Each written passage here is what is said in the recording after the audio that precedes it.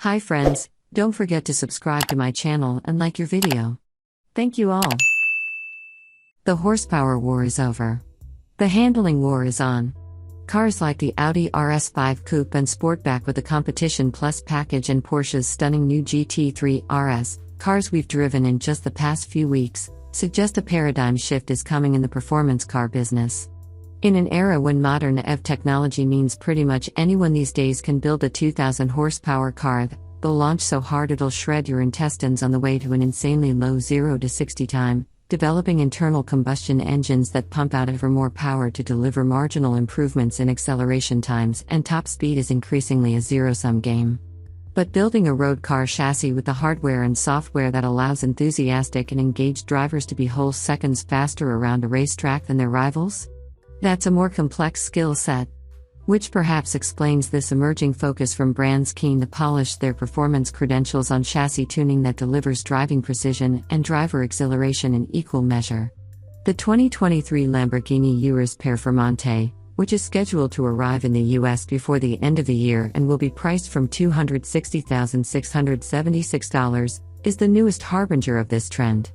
The Urus Performante's 4.0-liter twin-turbo V8 develops just 15 more horsepower than the regular Urus powerplant, and the same torque. The fact that it's 0.3 of a second faster to 60 miles per hour and 1.3 seconds quicker to 124 miles per hour than the regular Urus has more to do with its slight reduction in weight, better traction, faster and smoother gear shifts, and improved aerodynamics. The whole point of the Urus Performante is not how much quicker it is than the regular Urus in a straight line, it's how much quicker it is through the corners. The mission was to make this the best driver's car in the segment, Lamborghini Chief Technical Officer Reuven Moore said. And that was about how the car involves the driver in the driving experience. That's why Lamborghini spent most of the Urus Performante's engineering development budget on the chassis. The first step was to ditch the height-adjustable air suspension in the regular Urus in favor of steel springs and magnetorheological shocks whose compression and rebound rates could be made softer or firmer depending on which drive mode was selected. Why? In air suspension you have rubber and compressed air, so you have non-linearities in the way the suspension behaves, Moore explained. With steel springs, you always have predictable, linear behavior. And that means the shocks can be precisely tuned to enhance the superior body control the steel springs deliver, and the car can be fitted with tires that respond much more quickly to lateral inputs and loads. There are no race cars on the planet with air suspension because from the dynamic point of view, it's not the right choice, said Moore, who has a PhD in numerical mechanics, a delectable fleet of performance machinery in his personal garage, and who used to build and drive drift cars for fun. If you speak about the best interaction of the car with the driver from a sporty point of view, there is no way around steel suspension. The steel-sprung Urus Performante rides 0.8 inch slower than the air-suspended Urus in its default ride height setting, and its track has been widened by 0.6 inch. The active anti-roll system has been carried over from the standard Urus but has been tuned to take advantage of the greater precision of the steel spring suspension, as have the rear-wheel steering and torque vectoring systems. The massive 17.3-inch front, 14.6-inch rear carbon ceramic brakes are unchanged, but the Urus Performante's standard 22-inch wheels can be fitted with a new, grippier high-performance Pirelli P0 Trofeo R tire, 285/40 up front and 325/35 at the rear, that's been specially developed for the car and is available as an option. Sharp-eyed enthusiasts will be able to spot the go-fast poseurs by the optional 23-inch wheels on their Urus Performance. Those dubs are not available with Trofeo R tires. As before, the 4.0-liter twin-turbo V8, which makes 656 horsepower at 6,000 revolutions per minute and 627 pounds-to-foot of torque from 2,300 revolutions per minute to 4,500 revolutions per minute, drives through an 8-speed automatic transmission.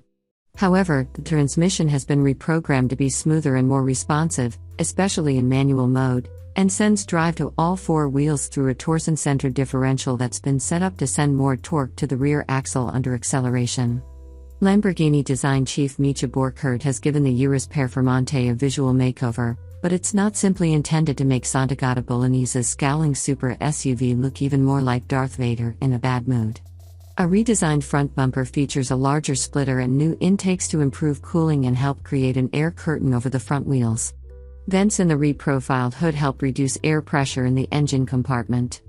The new rear bumper has vents behind the rear wheels and a new diffuser layout between the bazooka caliber quad exhausts, and a rear wing extends from the roof over the backlight.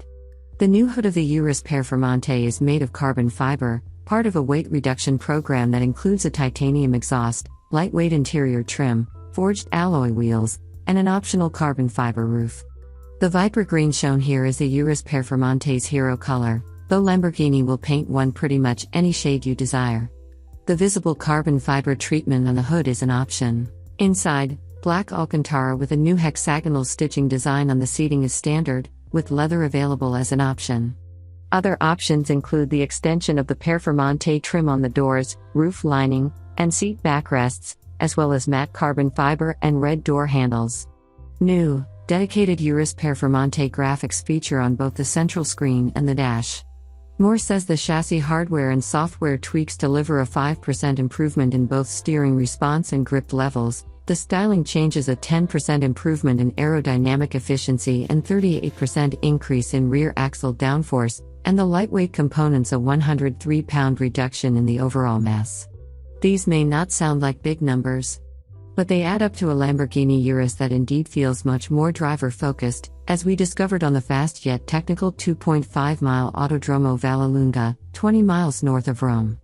On Vallelunga's slow to mid-speed corners, where the regular Urus requires some patience, preferring you to wash off speed before deliberately committing to the apex, the Urus Performante darts for apexes like a hungry shark, especially in Corsa mode, which dials up all the car's chassis drivetrain and systems to DEFCON 1 and dials back the interventions from the stability control system. Such is the rapid and concise turn and response from the front end that it's hard to believe the Performante is built on the same engine forward, nose-heavy VW Group architecture that also underpins Bentley's Bentayga.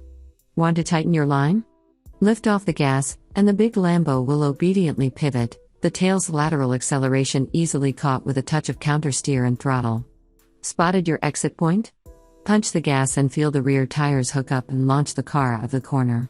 It might be big and tall and still weigh more than 4,700 pounds, but the Urus Performante feels almost as playful as an Impreza WRX through Vallelunga's twisties. Elsewhere, at higher speeds, the big Lamborghini stays flat and sticks hard, even as it storms through the compression in the middle of the daunting, fifth-gear right-hander called Curve Grand.